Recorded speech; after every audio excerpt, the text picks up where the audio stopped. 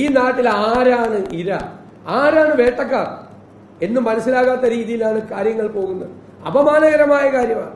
കോഴിക്കോട് കഴിഞ്ഞ ദിവസം കണ്ടില്ലേ, ഇലക്ഷൻ കമ്മീഷൻ മന്ത്രി, പൊതുമരാമത്ത് മന്ത്രി മുഹമ്മദ് റിയാസിന്റെ വീഡിയോ ദൃശ്യങ്ങൾ ഞങ്ങളൊക്കെ പ്രസംഗിക്കുമ്പോൾ പകർത്തുന്നുണ്ട്.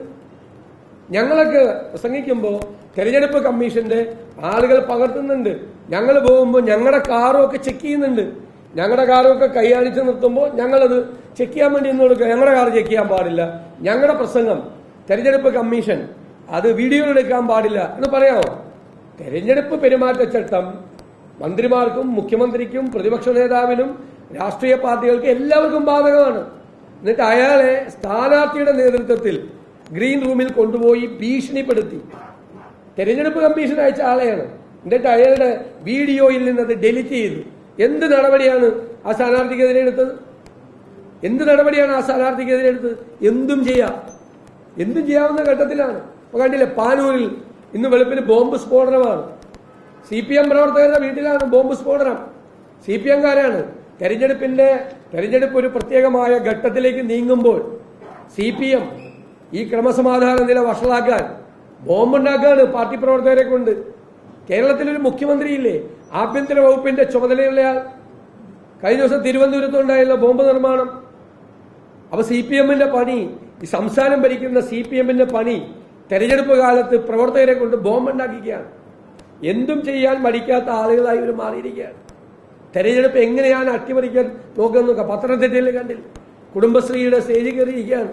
അദ്ദേഹം കുടുംബശ്രീ ഉണ്ടാക്കിയതാന്ന് പറഞ്ഞ് കുടുംബശ്രീയുടെ സ്റ്റേജിൽ കയറിയിരിക്കുകയാണ് പത്തനംതിട്ടയിലെ സ്ഥാനാർത്ഥി. അവിടെ 50,000 പേർക്ക് ജോലി കൊടുക്കാം എന്ന് പറഞ്ഞു കേരള സർക്കാരിന്റെ ഏജൻസികളെ ദുരുപയോഗം ചെയ്യാണ് തെരഞ്ഞെടുപ്പ് കാലത്ത്. ഇതൊന്നും ശരിയായ കാര്യങ്ങളല്ല. ഇത് ഞങ്ങൾ തെരഞ്ഞെടുപ്പ് കമ്മീഷന്റെ ശ്രദ്ധയിൽപ്പെടുത്തും. തെരഞ്ഞെടുപ്പ് കമ്മീഷൻ അതിന് അനുയോജ്യമായ ഉചിതമായ നടപടികൾ സ്വീകരിക്കണം എന്നാണ് ഞങ്ങൾ ആവശ്യപ്പെടുന്നത്.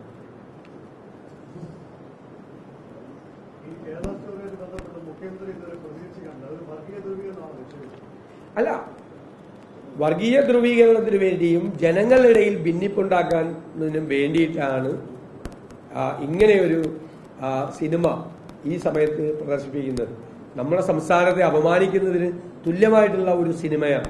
കേരളത്തിൽ ഇതാണ് നടക്കുന്നത്. കേരളം ഇതാണ് എന്ന് ലോകത്തിന്റെ ബാക്കി ഭാഗങ്ങളിൽ തെറ്റായ രീതിയിൽ പ്രചരിപ്പിക്കുന്നതിന് വേണ്ടിയിട്ടുള്ള സിനിമയാണ്. ആ സിനിമ ഈ തെരഞ്ഞെടുപ്പ് നടക്കുന്ന ഘട്ടത്തിൽ ദൂരദർശനിൽ പ്രദർശിപ്പിക്കുക എന്ന് പറഞ്ഞാൽ സംഘപരിവാർ സർക്കാർ ഏത് നിലയിലേക്കും പോകും എന്നതിന്റെ ഏറ്റവും അവസാനത്തെ ഉദാഹരണമാണ്. അതുപോലെയാണോ തെരഞ്ഞെടുപ്പ് കാലത്ത് ദൂരദർശനിൽ അത് പ്രദർശിപ്പിക്കുന്നത്, ഒരു സംസ്ഥാനത്തെ മുഴുവൻ അപമാനിക്കുന്നത്?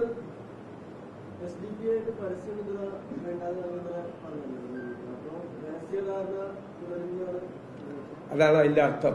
താങ്കള് പോയിട്ട് എന്റെ വിഷ്വൽ നിങ്ങളുടെ അവിടെ ഉണ്ടാവുമല്ലോ, ആ വിഷ്വൽ ഒന്ന് കണ്ടാൽ മതി എന്താ പറഞ്ഞതെന്ന്.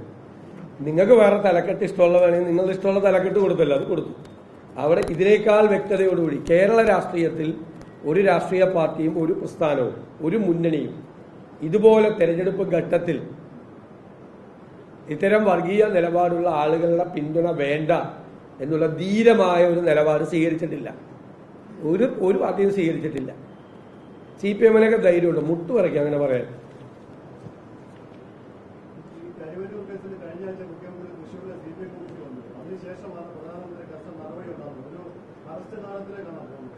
നമുക്ക് കാത്തിരുന്ന് കാണാം. എന്തായാലും CPM-ന് കരുവന്നൂർ ബാങ്കിൽ 5 അക്കൗണ്ട് ഉണ്ട്. ആ 5 അക്കൗണ്ടുകൾ അവരവിടെ മെമ്പറല്ലാത്ത ആൾക്ക് അക്കൗണ്ട് കൊടുക്കാൻ പറ്റില്ല. അവിടെ ബ്ലാക്ക് മണി കൈകാര്യം ചെയ്യുന്ന 5 അക്കൗണ്ടുകൾ കരുവന്നൂർ ബാങ്കിലുണ്ട് എന്ന് ED ഇലക്ഷൻ കമ്മീഷനും അതുപോലെ റിസർവ് ബാങ്കിനും ഒക്കെ ഇൻഫർമേഷൻ കൊടുത്തിട്ടുണ്ട് എന്നുള്ള മാധ്യമ വാർത്തകൾ കണ്ടു. മുഖ്യമന്ത്രി അത് നിഷേധിച്ചു. നോക്കട്ടെ നമുക്ക് എന്താ നടക്കണത്. എന്തായാലും കരുവന്നൂരിലെ ഈ തെളിവുകൾ മുഴുവൻ ED-യുടെ കയ്യിലുണ്ടായിട്ടും തെരഞ്ഞെടുപ്പിന് മുമ്പ് വരെ ഒരു നടപടി അവർ സ്വീകരിച്ചിട്ടില്ല. അവരവിടെ ചെയ്തുകൊണ്ടിരിക്കുന്നത് CPM നേതാക്കളെ വിളിച്ചു വരുത്തി തെളിവുകൾ കാണിക്കുകയും അവരെ പിരിച്ചുവിടുകയും ചെയ്യുകയാണ്. 1, 2, 3 പ്രാവശ്യം വിളിച്ചു വരുത്തിയിട്ട് ഒരു അറസ്റ്റും ഉണ്ടായിട്ടില്ല. ഇനി തെരഞ്ഞെടുപ്പ് കാലത്ത് രാഷ്ട്രീയ സ്റ്റണ്ടോ ഗിമ്മിക്കുകളോ നാടകങ്ങളോ ഞങ്ങൾ രണ്ടാണ് ഒന്നല്ല എന്ന് കാണിക്കാൻ വേണ്ടിയിട്ടുള്ള വല്ല ശ്രമങ്ങളും ഉണ്ടാവുമെന്ന് നമുക്ക് കാത്തിരുന്ന് കാണാം. ഞങ്ങൾ കരുവന്നൂർ ബാങ്കിലെ ഈ പരിപാടി തുടങ്ങിയപ്പോൾ തൊട്ട് പറഞ്ഞാണിത്. ഇതെല്ലാം ഞങ്ങൾ പറഞ്ഞതല്ലേ, ഇതെല്ലാം ശരി. ഗവർണറും മുഖ്യമന്ത്രിയും തമ്മിൽ തർക്കം. നിങ്ങൾ ചോദിച്ചു നിങ്ങൾ ആരുടെ ഭാഗത്താണെന്ന്. ഞങ്ങൾ പറഞ്ഞു ഞങ്ങൾ രണ്ടുപേരുടെയും ഭാഗത്തല്ല. രണ്ടുപേരും വെറുതെ ഗവൺമെന്റ് പ്രതിരോധത്തിലാവുമ്പോൾ വിവാദം ഉണ്ടാക്കാൻ ഗവർണർ വരും. അത് കഴിഞ്ഞ സമാധാന കാലമാകുമ്പോൾ സമ്മാന പൊതികൾ അങ്ങോട്ടും ഇങ്ങോട്ടും കൊടുത്തയച്ച് ഇവർ സന്ധി ചെയ്യും. ഇപ്പൊ മനുഷ്യാവകാശ കമ്മീഷന്റെ നിയമനം നടത്തി. എവിടെ ചർച്ച നടത്തിയിട്ടാണ് ഗവർണറുമായിട്ട് ഇവർ തീരുമാനമെടുത്തത്? അപ്പൊ ഗവർണർ ഇവരും തമ്മിൽ ഒത്തുതീർപ്പിലെത്തി. അതിന് ഇടനിലക്കാരുണ്ട്, അതിന്റെ മുകളിൽ പ്രവർത്തിക്കുന്ന ആളുകളുണ്ട്. കേന്ദ്ര ഗവൺമെന്റുമായി നടക്കുന്ന പ്രവർത്തനങ്ങൾക്കും കേന്ദ്ര ഏജൻസികളുടെ പ്രവർത്തനങ്ങളും ഒരു പരിധി വിട്ട് പോകാതിരിക്കാൻ വേണ്ടിയിട്ടുള്ള ഇടനിലക്കാരുണ്ട്. അതാണ് ഞങ്ങളുടെ ആരോപണം. ആ ഇടനിലക്കാരൊക്കെ ഇപ്പൊ ഇതൊക്കെ അന്തർധാരയൊക്കെ മാറി മാറി മാറി വന്ന് ബിസിനസ് പാർട്ട്ണർഷിപ്പിലേക്ക് വരെ എത്തിയിരിക്കുകയാണ്. അത്രയും വലിയ സൗഹൃദമായി കേരളത്തിലെ BJP CPM ബന്ധം മാറിയിരിക്കുകയാണ്. അപ്പൊ തെരഞ്ഞെടുപ്പിൽ അത് ഏതുവരെ പോകുമെന്ന് നമുക്ക് കാണാം.